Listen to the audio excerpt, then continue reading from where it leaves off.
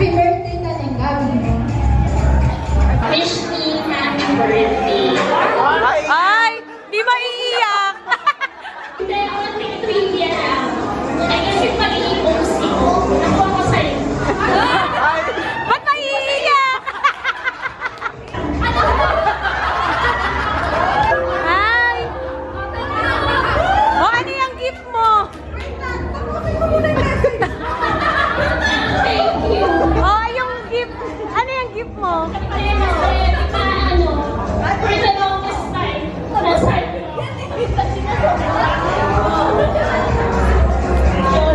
yung pagiging masyada ako sa lunches. Electric fan yan. Sabi ni ate Cam, hala, may speech ka. Sabi ko, ang plan ko, sabi ko, happy birthday, Tita Lee!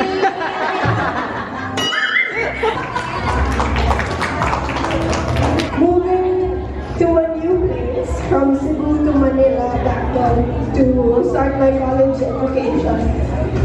I guess in those days you kind of take it for granted every day that you wake up and there's breakfast and coffee on the table, and when you come home there's a warm meal waiting for you there. And all of us experience this, and we only realize it when we're a little older, when we have our own kitchens too, and ang hirap pala magluto. Never take for granted the magic that happens when you pour your heart into a meal because you want to nourish somebody. And that is one of Tita Lingling's superpowers. Thank you! Love you, Tita. Happy 60th birthday, Lee. One thing I admire from you is yung beauty mo, hindi mo bukas through the years. Bagay na bagay sa kay Ate Ningning ang pangalan niya. Yun pala hindi Ningning yung tunay na pangalan. Nickname pala. Siguro kaya yun ang nickname kay Ate Ningning. Kasi talagang baby pa siya, nagbigay na siya ng Ningning sa kanyang paligid. This is a carol for you. Oo, kanilang walang ningning. Sa ningning walang ningning. Ng Osborong walang singit. So, poet, light her fire. Happy birthday. Remember when you were when I didn't care for anyone but you. Kinakabahan yan. I swear to look the years, it's better every day. Kiss my tears away as long as it's okay. I'll stay with you through the years.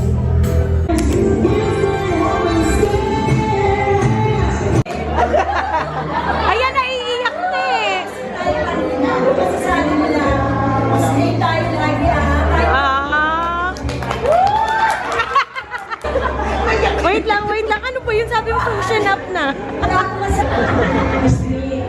birthday. Sana naway pagtubayan ka lagi ng ating Panginoon Diyos ng kalakasan. Ayan na. Salamat sa pagiging mabuting tita ng aking mga anak. Sa aming lahat. Maraming salamat sa iyo. Happy 60th birthday. Wish you more birthdays.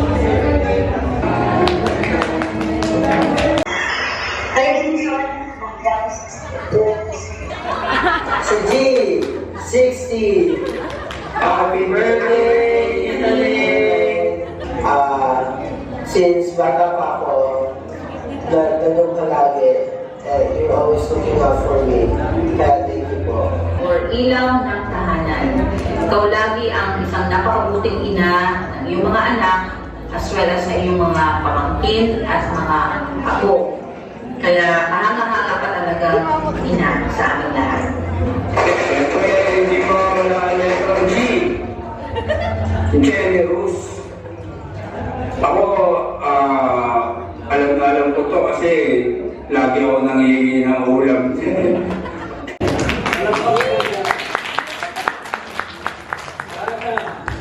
Sana magkaroon ka pa ng maraming maling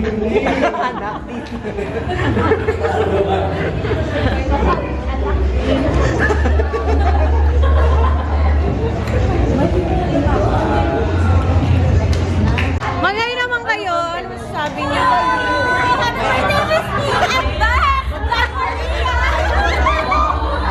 Ay, eto. Ano masasabi mo kay Miss Lee? Happy birthday, Miss Lee!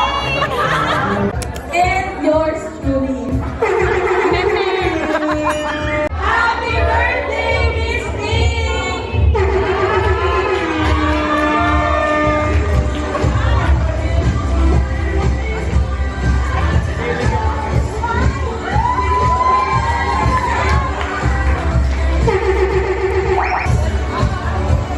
Paunahan po, napunta dito sa harapan para sumagot. Wala pa! Ano ang favorite song ni Miss Lee? Wala pa! So para sa mga magbibigay ng bills, kailangan sabihin niyo muna ano si Miss Lee sa buhay ninyo bago niyo iabot yung bill. Wala ko pwede ba paano? Si Tita Ning, pangalawang nanay ko yan. Kasi bata pa lang ako hanggang sa pagtrabaho ako, magkaroon ako ng mga anak. Si Tita Ning pa rin hindi nagbabago. Description ko kay Tita Ning is my second home. Kasi home dito tahanan. So welcome ka. Sino ka? Ano ka pa? O kahit may mga tampuhan, pero welcome pa rin sa tahanan. Para kami, magkakapatid, para kami mga pide. Na kung kanino lang pag-bless si Ate Susie, yun lang yung susundan namin. Ilang years po namin kinabisado yung family tree nyo.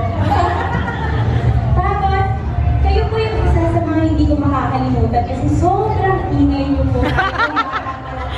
Si Tita Ning, masasabi ko, isa siyang mahalagang regalo para sa akin. Na ite-treasure at ikikip ko forever. Happy birthday, Miss Ning. Si Tita Ning, describe siya aking pangalawang iyak. Iyak. Kasi naman, aming tahanan bilang isang mabuting channel. Yun. Ayun, siguro yung one word lang. Kasi nga, baka talunin si Chog sa iyak eh. Si Tita na nga siya yung giver. Kasi ayaw namin na drama.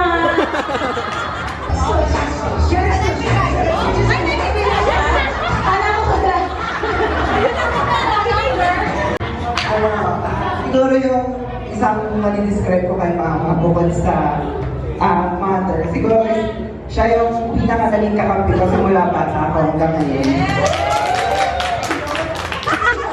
Itong bigay ko, ito na yung lahat 13 months. Ano na, ubus na ako dito. Ubus na ako dito. Okay na yun.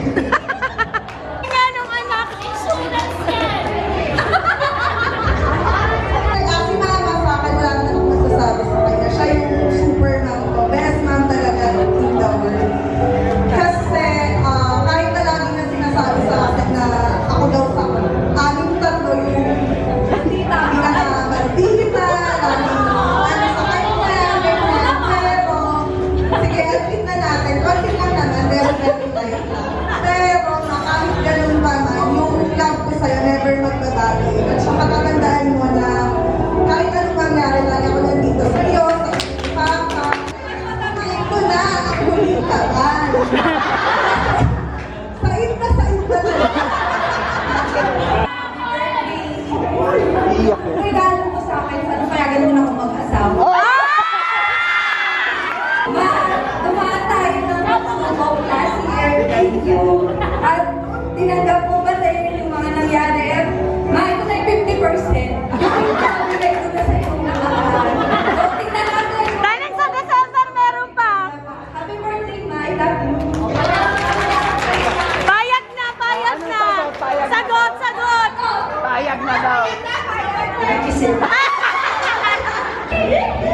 sabihin lang sa'yo na napakaswerte ko.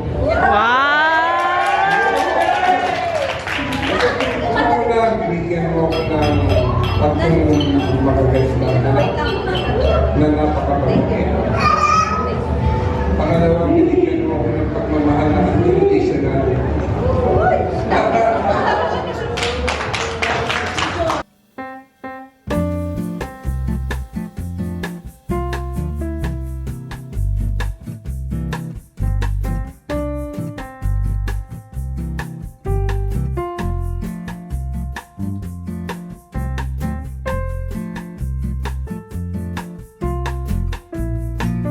Sinabi nila, ma, hanggang 50 lang ang pwede. Nilista ko lahat kung sino gusto kong imbitahin.